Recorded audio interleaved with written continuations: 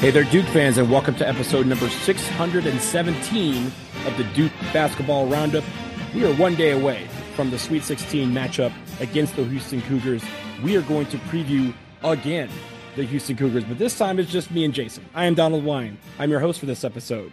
I have Jason Evans with me. Both of us right now, our computers are fixed, and by both of us, I mean me. Jason was fine the whole time in the last episode. I apologize for the technical difficulties. Hopefully, we have them fixed on this one, Jason. Yeah, because we got a lot to talk about. This Houston Cougars team, Donald, I did a little deep dive. I've watched a bunch of tape on them and the such tape, YouTube videos, highlight video, the same thing. I've been looking at the Ken Palm page on them. The Ken Palm page on this Houston team is scary. That's all I'm Yes. gonna say. It is scary to look at. This is a really, really good team. Jason, one thing that always everyone likes when you're a basketball player, football player, they always say you want to get good tape. You want to have good tape and you want to make sure when someone looks at what you do on the floor or on the field that they come away with a good impression. Jason, I have a great impression of the Houston Cougars. They have some great tape out there. Let's get into the Boy. records part of things. They are 32-4 on the year. 15-3 they finished in the regular season in the Big 12. Jason, they started out the season 14-0, and even then, as we mentioned when we had Jeremy Branham on yesterday, we had this situation where Houston came in to a new conference with some old reputation of being really good, being a strong team, and the question was going to be how were they going to figure out the Big 12? Well, they figured it out. They start out the season 14-0. Again, they went 15-3 in the Big 12. They won the regular season by 3 games. And they got to the Big 12 tournament final where they eventually lost to Iowa State. When you look at everything else that they have, Jason, as you mentioned, you look at the KenPom page, number 2 in KenPom, number 1 in the net, 16-4 with quality Q1 quad one wins. Jason, if I'm not going to list the top 100 KenPom wins because they have too many. They have 20 of them. 20 top 100 KenPom Come wins. on, man. Ugh. And the only team that apparently has figured them out is Iowa State, because Iowa State is the only team to have defeated them twice. They defeated them once during the regular season and again in the Big 12 tournament final. And as Jeremy mentioned in the last show, it was a tale of very poor shooting from two teams who were excellent with defense. So you kind of expected a low number. I mentioned that Iowa State was one of the teams to really have their number. And when you look at how many points that Houston scores, they score quite a few points, considering the fact that, as we talk about, they really have a really slow tempo. But against Iowa State, they scored 41 points in the Big 12 final. And in the regular season in a loss, they scored 53 points. Those are the two lowest outputs they've had all year. And they only have one other time scoring under 60 points, and that was a regular season win against Texas Tech. So when you look at Houston, you look at a team that, while they may be slow and methodical about their business, they get their business done in a very big way. And when you look at them in the eye test, the word toughness, relentless, playing hard, just absolutely all of that encompasses what Houston does. And again, I can't understate this enough. To come into the Big 12 and dominate the way they did in their first season in the conference shows that this roster is built for any game. And I think that's what makes this game, Jason, a little bit extra special. I think it's amazing that we are at this point. We've talked about how Duke has gotten to this point and how well we've played in the NCAA tournament so far. But this is a test. This is a test. Make no mistake about it. This is the test that everybody circled on their bracket most likely, and it's here. So we have to be ready for them because I will say this: watching all the teams in college basketball, Jason, this year, no team plays harder and more relentless, more consistently than Houston has all year.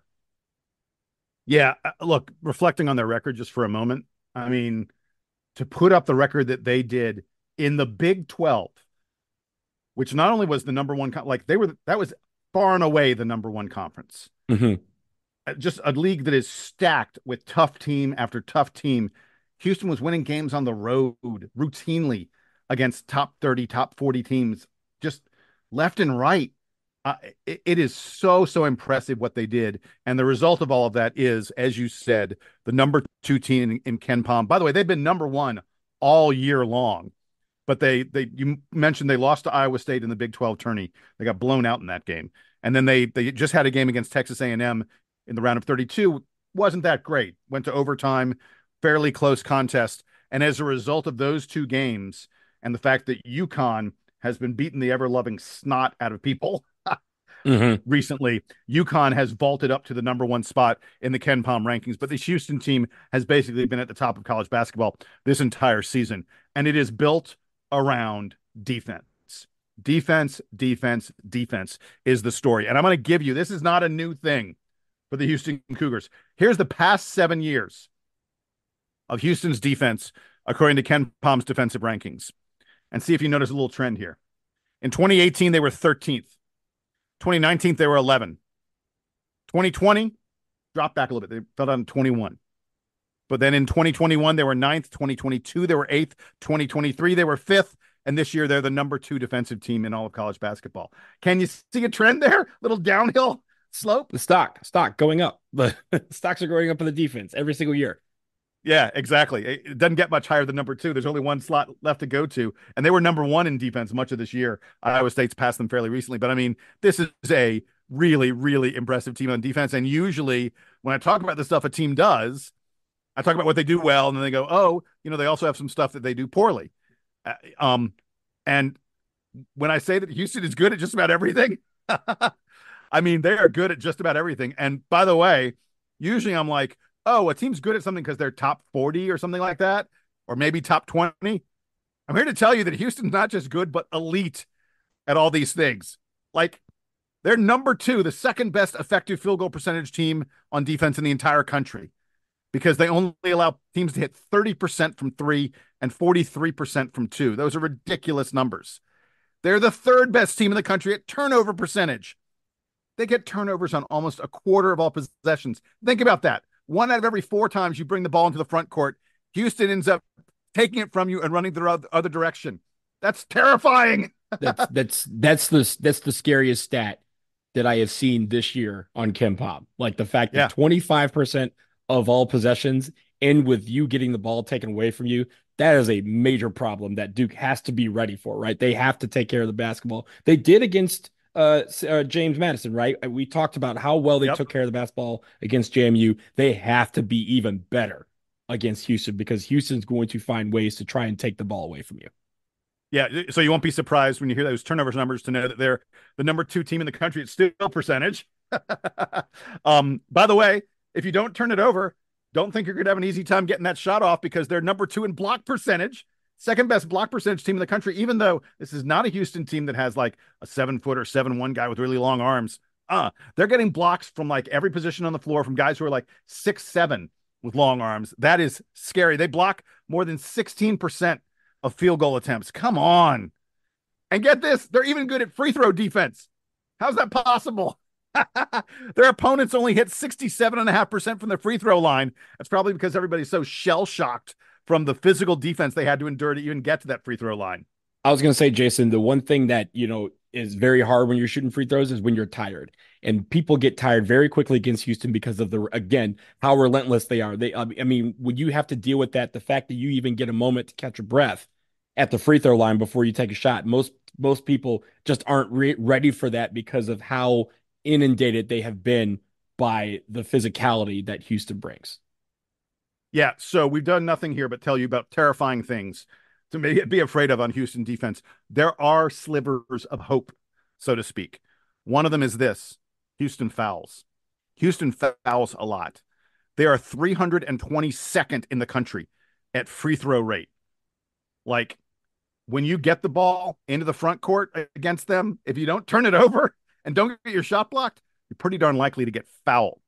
Now, part of that may be that they're getting so many turnovers that teams don't get a lot of field goals against them, so your free throw rate is sort of higher as a result. But the reality is Houston does foul a lot. They put teams at the free throw line a tremendous amount. And then the other weird thing about them is we heard from Jeremy Branham, the voice of Houston basketball, that they stress rebounding a lot.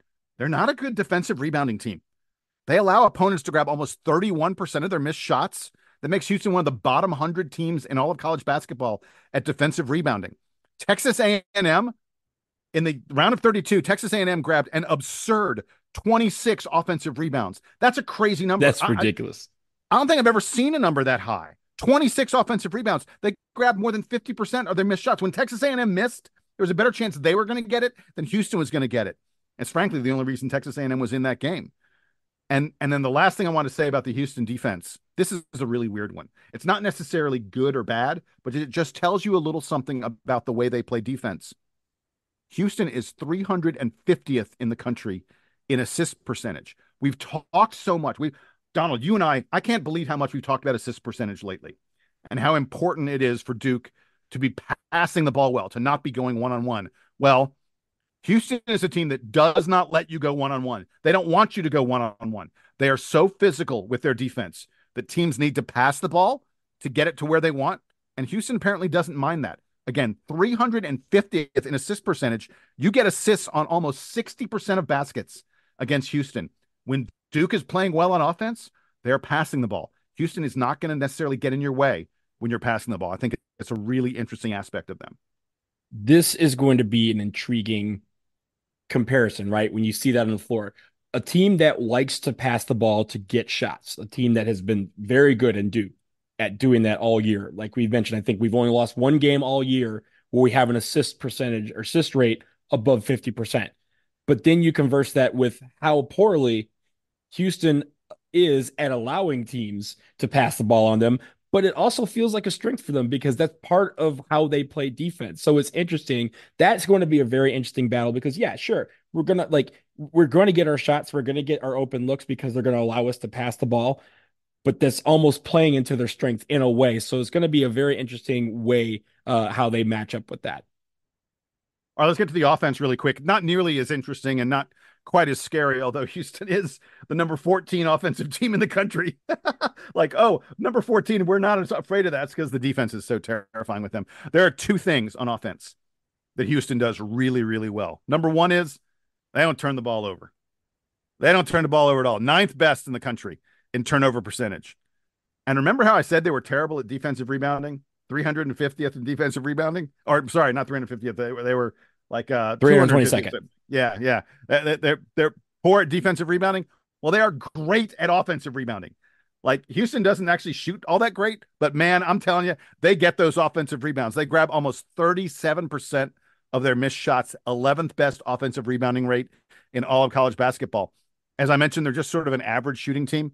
They hit about 35% of their threes, which is fine, but it's not like doesn't leap off the page. They hit less than 50% of their 2-point shots. They're fairly poor from the free throw line, a little bit less than 70% of their free throws. Again, none of these are places where you go, oh, they're terrible. Oh, let them have open shots or anything like that. I mean, and they've got guys. They got LJ Cryer. They got some guys who can drain from three. But this is not a team that's likely to just rain points down on you. They're a team that's likely to defeat you because their defense is making life so difficult for you. And it's worth noting, we sort of already talked about this, but I just want to point it out officially. They're like Virginia, super slow. Games against Houston, first one to 60, first one to 70, maybe, because they're among the bottom 20 teams, 20 slowest teams on both offense and defense in terms of pace. Houston's just a team where it's a really, really slow game. And then the last sort of statistical thing I wanted to note about them, they're not tall. This Houston team in Ken Pomeroy's height metric is 345th in the country in height. Duke will be taller, often several inches taller at every single spot on the floor. Houston's starting lineup goes 6'1", 6'1", 6'3", 6'7", 6'8". There isn't a single player on their roster right now who's over 6'9". And it's not like, sometimes you play a team like that and they have a bunch of guys who are like 6'6", 6'7", 6'8". No, this Houston team, they got a lot of smaller guys, but they are old. They are physically strong. Of their top 7 guys, 5 of them are 4th or 5th year seniors. These guys are sculpted. You can see their bodies. And the other 2 of their top 7 guys are a sophomore and a junior. There's like one freshman big man who plays a little bit. I'm not sure he's going to play all that much against Duke. This is an old team. It's a physically strong team. And they make up for not being tall by being long and just being savvy. Jason, I want to go back to the tempo for a second because I want to again provide some statistics on how slow they've played this year. How slow is their tempo, Jason? They only have 5 games this year where they have more than 70 possessions. 3 of them were games that went to overtime. There was only one game that ended in regulation where they had more than 70. Converse that with Duke, where we've had 9 games of 70 plus possessions, and none of them went to OT.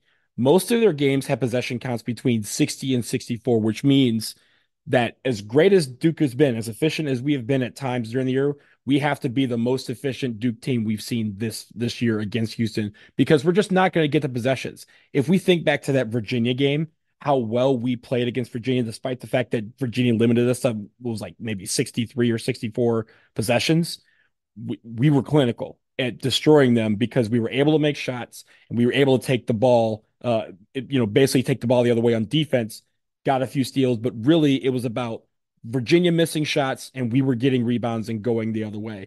The rebounding battle, as you mentioned, a very interesting battle where, this team is very good at offensive rebounding, but borderline terrible at defensive rebounding. How does Duke compare to that? Duke has to be there with the footwork on when you're rebounding, both on offense and defense. Because once you have the footwork down, once you have the location and the placement and the technique down, that's where the height, as you mentioned, that they don't have can be an advantage to Duke. Because you can't go up over them without fouling. You can't go around us without fouling. If you're in the right spots, if you're boxing out your man and doing it well with great footwork. So this is again is going to be emphasis. I thought again we did very well against JMU with this, and this is something that needs to continue. But we're like, especially our big men, if we're able to get in front of guys, that's going to be a big deal. But Jason, I think the one thing that we have done well all season that I think is going to be crucial is that our guards have been rebounding the ball very well, right? Jeremy McCain has had several games where he's had double-digit rebounds. Tyrese Proctor, Jeremy Roach. And Jeremy Roach hasn't done it as much, obviously, because he's a little bit smaller. But Tyrese Proctor has had games where he's had 6, 7, 8 rebounds. Jeremy McCain has had double-digit rebounds in some games. That's going to need to continue against Houston. Hey, one last really quick thing I want to mention about them in terms of their style of play. We've talked a lot about the fact that they commit a pretty fair number of fouls. And interestingly enough, for a team that fouls a lot and a team that is not as deep, I think they have 3 different big men who played earlier in the year who are all injured and not playing at this stage of the season. So Houston is not, they're really probably going to go 7 or 8 deep at the most in this game. For a team that's not very deep and a team that commits a lot of fouls, they do not, when a guy picks up 2 fouls, he sits. Kelvin Sampson says, okay, if you got 2 fouls in the first half, he says you're done. This is one of the bottom 50 teams in the country in terms of how much they allow a guy with 2 fouls to participate in the game, to continue to play. It is very rare. I think probably, like maybe a Jamal Shed or maybe an LJ Cryer, who are both really, really experienced guys and sort of, know how to control things. Maybe one of those guys, if they got 2 fouls, might continue playing. But for the most part, if you get Houston in a little bit of foul trouble, Kelvin Sampson will sit those guys down, and then he starts to go to a bench that is not as experienced, that is not as quality as his starters, and that could be a place where Duke gets an advantage. And that's what happened against A&M and why A&M was able to take them to the brink in the second round. Jason, let's talk about the players, but first let's take a quick break. We're going to talk more about Houston right after this. This episode of the DBR is brought to you by BetterHelp. Hey, everybody, this is Jason Evans of the Duke Basketball Roundup podcast. Truth is, I'd be lying if I told you I didn't have stuff to work on. All my life, I've had a great passion for the things that I wanted to do, like this podcast, but not as much for the things that I was supposed to do. And honestly, it used to get me in trouble sometimes. But some years ago, I started talking about it with a therapist, and it really helped. And I learned to embrace the supposed to, not just the want to. And frankly, my life is better for it. If you don't believe me, just ask my wife. Getting advice from people who know how to listen is what BetterHelp is all about. It is therapy for the internet era, completely online, making it convenient and flexible to your schedule. You just fill out a brief questionnaire and get matched to a professional licensed therapist. And you can switch therapists at any time. So visit BetterHelp.com/Duke Roundup today to get 10% off your first month. That's BetterHelp, HELP.com/Duke Roundup. Learn to make time for what makes you happy with BetterHelp. Okay, I'm going to turn that recording on. All right, we are back, and we are still talking the Houston Cougars, and we're switching now to the individual players on the Houston Cougars. And as we've mentioned throughout this show, that this team is strong. They're strong in many, many, many facets of the game. and each individual player brings something quality to the table. And Jason, I'm going to lead you with this. I know you want to talk about a couple of players, but it with this team, this is a Houston team that has had a lot of minutes continuity, right? 45.7% of their minutes have come from the same people that they've had last year. And where they got even better is just adding a couple of guys that kind of fit the Kelvin Sampson mode, but also come from programs that are traditionally very tough. LJ Cryer, transfer from Baylor. Malik Wilson, a transfer from Texas Tech. You have Damian Dunn, a transfer from Temple. Like you have guys that are coming from programs that are tough nosed, grinded out type of programs. And they are the final pieces to this puzzle of this Houston Cougars team that is very, very scary. So let's talk about some of these players. I know you want to start with LJ Cryer, who is a transfer, but talk about him and Shed in the backcourt. Yeah, actually, the guy I wanted to start with really is Jamal Shed, Mm-hmm. whose job it is to cut the head off the snake. And that is the Houston defense begins with Jamal Shed hounding the opposing point guard and making their life miserable. Tyrese Proctor, I feel for you, brother. it is. This is not going to be a fun week or a fun Friday night, I should say. It probably hasn't been a fun week because Tyrese Proctor, I'm sure, has been working his butt off in practice.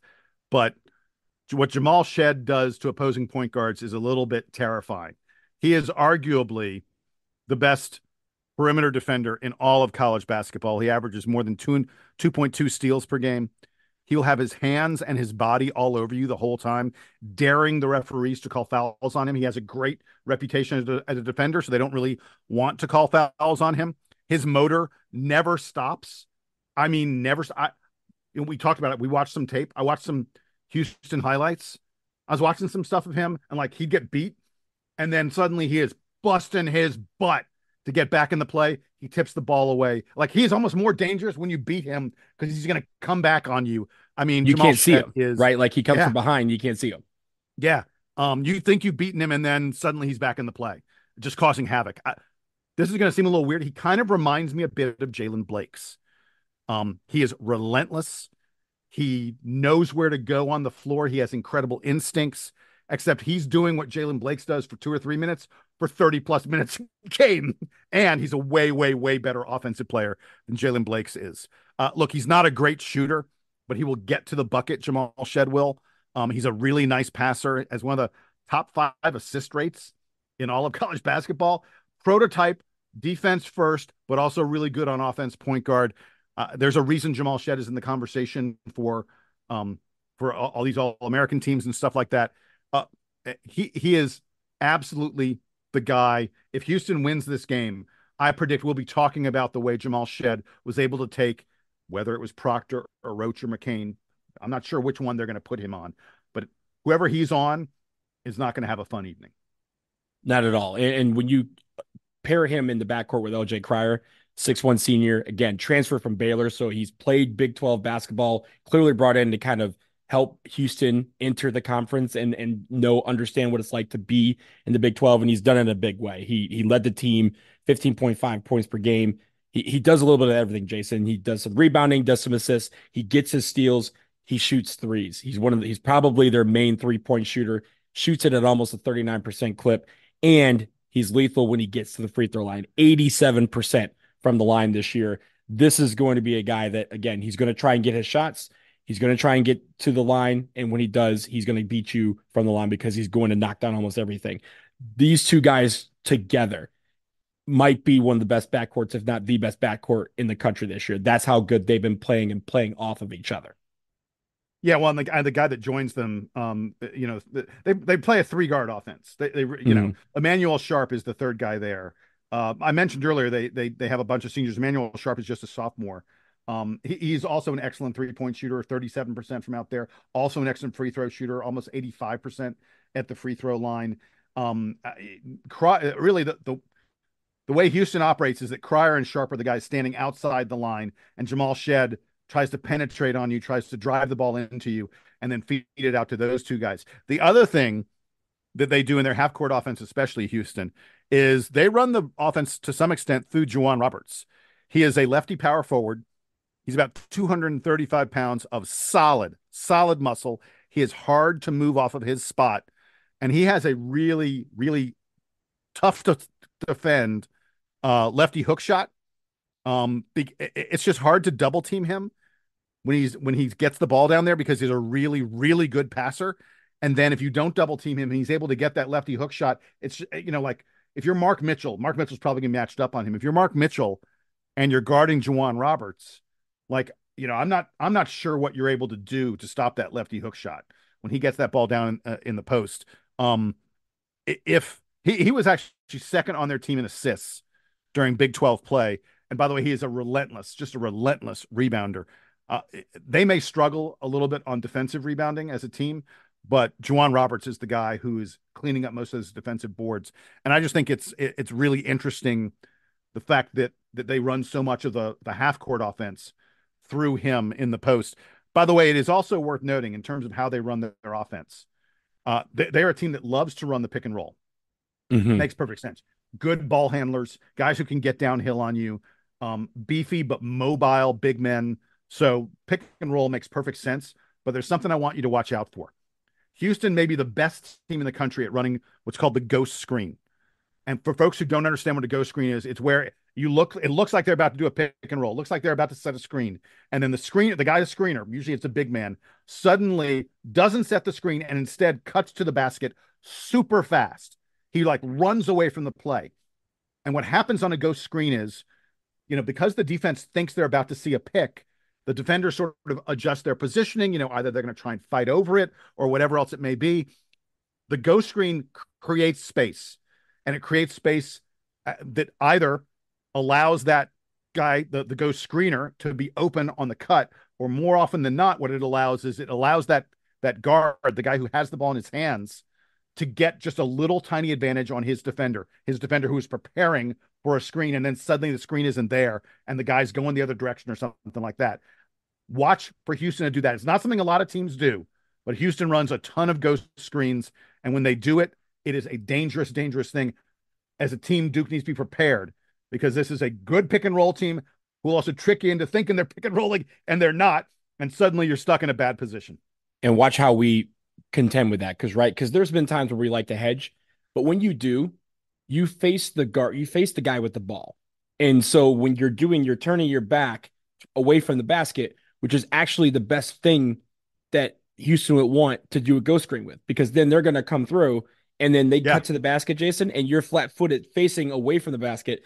That guy's behind you. You have to turn around, and in that split second, they're already at the rim. That's what they were really good at. And it's going to be interesting to see how Duke handles that, because you're going to have to still be out there. You can't cheat on the ghost screen because they could then stay outside and put the screen on the defender, and it's still a similar result. So you have to be ready for it, but at the same time, you have to angle your body to be ready for both options and kind of make sure that you have one eye on the ball handler and one eye on the ghost screener. Because when he goes, you got to be going with him. Otherwise, it's just like a backdoor pass in the sense, but they're doing it with using using the screener as the kind of guy who lures you in before he takes you out. So I think that's interesting there.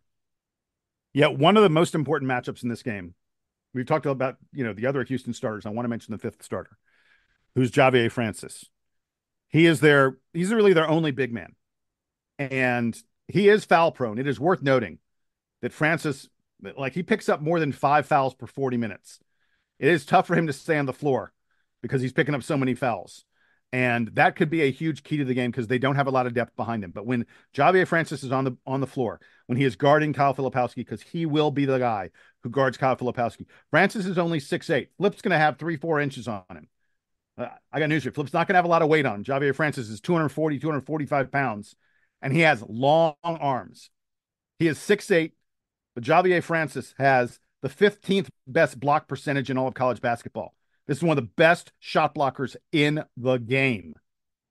And he is going to present real problems for Flip as a result of that. This is not going to be someone that you can out quick. And this is not someone that you're able to move around. And this is a guy with long arms who's going to cause problems for you. We have seen Flip and Mark Mitchell again and again and again gets their shot blocked. Javier Francis, is possible he will have a field day. And I mentioned the fouls that he commits. Donald, my last thing in this preview, I'm not a genius to be the first to be pointing this out. A lot of people have pointed out how this game is called could go a long, long way toward determining who wins this contest. because if the refs allow Houston to use their body, to use their hands, to be physical, Houston is one of these teams that wants to dare the officials to call a foul on every single play. Their attitude is, I'm going to commit so many fouls, they can only call half of them. And that means on the other half of those possessions, you're not going to have a good possession because I probably fouled you. Of course, it's they're from Texas. Texas Yeah, they love their football. They're holding on every play in football, right? It's just a matter of whether the ref calls it. exactly. That's the type of things that they like to do, and it's not. And this is clearly to clarify. This is not to say that they are a dirty team or play cheap or Right. It's anything like not that. cheating. It's No, just a style of play. far Yeah. far from that. But they're very good at using their body, using their physicality to get over on you. And even if they get the foul, the one thing that Jason we talked about earlier in this episode, the one thing that they're going to do is make you tired, which means our bench needs to be ready. Our bench needs to be ready to log some minutes in this game and log productive minutes because we are going to have to go to our bench a little bit more if it becomes a physical game and they start to wear down our starters. Yeah. And I'll tell you this, I'm glad we're playing them on Friday, not on Sunday, because I think having the 5 days of not of rest, I don't want to imply that Duke's been sitting around. They're clearly working hard in practice, but having 5 days off and having time to really prepare for the unique challenges that Houston presents, especially defensively, I think is a really good thing for this Duke team. I know the popular opinion is, oh, avoid that number one seed. Avoid that team that is so good you don't want to face them. Maybe someone else knocks them off for you. Yeah, that would have been nice. Believe me, I would have loved. I would love to not be facing Houston in this game. But if you have to face them, give me 5 days. Let me prepare for Houston because I think they are a unique challenge in the way they play defense. And again, like I said, if the refs call this game close, it probably helps Duke. Although we got to be careful if especially flip if Kyle Filipowski gets in foul trouble, that could be a real problem for Duke. Jason, as we end this preview, I want to leave you with a couple of things. One, a little bit of history. It could be if we beat Houston on Friday, it will have been 30 years since we last beat a higher seed in the NCAA tournament. The higher seed meaning a What? better seed. Really? Wow. Well, it I mean, the wow problem is is we're always like a one or a two. So we that's the thing is this testament in a way to our program. We've always been the higher seed in a lot of these tournaments and a lot of these matchups. But we have an opportunity here to be the team that walks into Dallas of all places to play Houston of all teams and defeat them. Hey, we keep talking about a little bit of history. Let's go back to 2010. Elite Eight in Houston. We ended up playing Baylor, a very strong Baylor team, a team that a lot of people said, "Oh, this is a problem that Duke is having to play Baylor basically a few hours away from home." And we ended up beating them to go to the Final Four and, of course, win that national championship. If we want to have a national championship, obviously we have to beat Houston, but I think this is a statement game for Duke in a sense, one that we don't have a lot of opportunities to do. We don't really have a lot of opportunities in the course of a season to make a statement because we are Duke and everyone wants to make a statement against us. This is one where we can go out against a team that is one of the best in college basketball, has been one of the most consistent, scariest teams all year long, and go in and beat them in Dallas, again, a few hours from home and make them take the bus ride back down I-45. This can happen. We have this opportunity to do so. And Jason, again, as I kind of alluded to when we spoke with Jeremy on the last episode, maybe sometimes you have to look to the gods and say that curses are real. And of course, I mentioned the Drake curse. They gave Drake a custom jersey before the tournament. Jeremy didn't know much about the Drake curse, but let me tell you guys, Drake curse is real. Everyone who has had Drake bet on their team or support their team, ask Kentucky fans how they feel about the Drake curse. They know it's real because they went home after one day. So and then Houston almost loses in the second round. Maybe this is the time that we engineer the Drake curse. So everybody, I don't know, play a Drake song tomorrow on Friday, and maybe that'll help as we get to Dallas. But again, it's going to be a great game. Jason, you get the final word before we wrap up. all right. Las Vegas says Houston Cougars by 3.5. Ken Pomeroy says Houston by 3, 69-66. Donald, you got a prediction on this game? Buzzer beater. Jeremy Kane 3. We win by 1. I'll take that. I'd like that.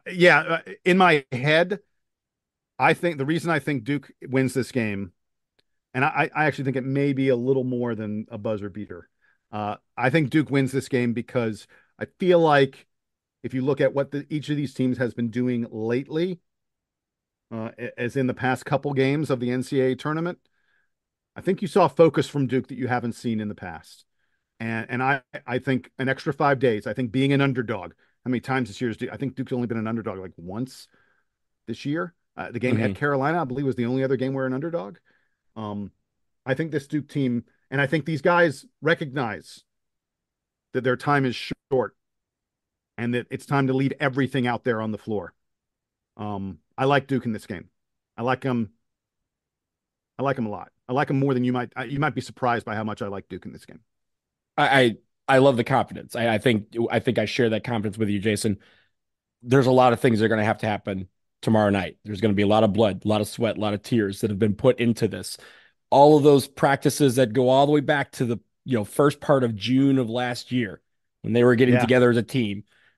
Flip and Mitchell, when they were recovering from their injuries, still being on the court, getting better every single day. It all leads to these moments, right? When we look at one shining moment, we don't get a lot of Duke ones unless we win the national championship. Let's have a one shining moment tomorrow against Houston. It's going to take a lot of blood, sweat, and tears, passion. And Jason, that little ticker that we have right here beating between our chests, a lot of heart. If we have heart in this game, we have the focus. I feel confident that our Blue Devils can get it done. That will do it for episode 617 of the Duke Basketball Roundup. Thank you, as always, for listening. We will be back at some point after the game on Friday night. It may not be Friday night because it's a very late one. 9:39 estimated start time on the East Coast on CBS. So get your naps in on Friday if you need to. Get your coffee, get your late night coffee because we're going to be up a while. We'll be back at some point this weekend to hopefully preview a next one, but we're going to have to get past Houston first. Good luck to the Duke Blue Devils. Good luck to the Duke women's team this weekend as well as they go in the Sweet 16. We're really looking forward to watching both of our teams in action. playing UConn. They're playing UConn. Playing UConn as we just like we drew it up, Jason, on the last episode. But good luck to them. I know I'm going to be watching, and hopefully all of you out there as well. Again, after the game, headlines, dbrpodcast@gmail.com. But until then, until Dallas, for Jason Evans, I am Donald Line. This is the Duke Basketball Roundup, and now it is time for the Duke band to play us out and take us on. Go Duke.